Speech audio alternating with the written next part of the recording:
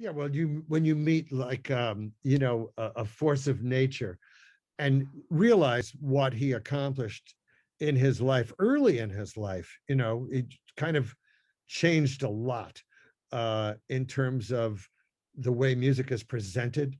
Um, most incredibly shocking character in that time. If you think about, like the crazy world of Arthur Brown, the guy sets his hair on fire and that kind of stuff. But what Little Richard did in his time was incredibly bold. I mean, there was nobody quite like that. Uh, and in 1950s segregated America, to come out that way as flamboyantly, but the thing he had was this magnificent talent. So he could do that. He could roll the dice because he had the goods, and it just made it that much more fun.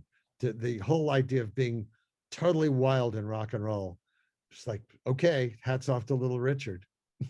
Well, so you've said He was he was the he was a liberating force on yes. multiple levels. You've said he was the embodiment in just about every way of how rock and roll serves to liberate people. Can you Well, elaborate on that liberation?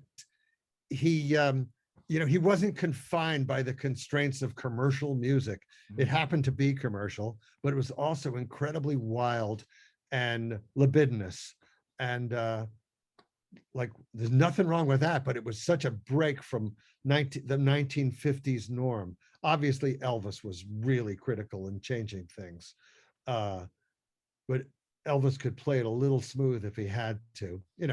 Love Me Tender, it's great, but Little Richard was like a space alien. It's like a wild man come to Earth to provoke us to rock. There's nothing like it. And I got to meet him initially. I think it must have been in the early '70s, very early '70s, a rock and roll revival, and I I did an interview after a rock and roll revival show, and he just did his. I mean, it might as well have been on a talk show. We're all flowers in God's beautiful bouquet.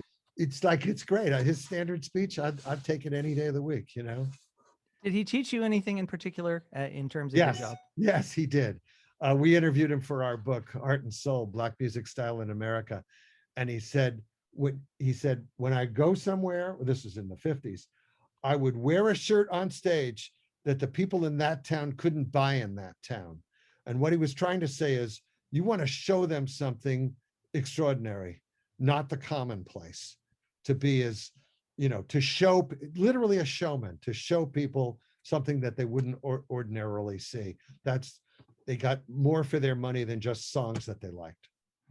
Thank you.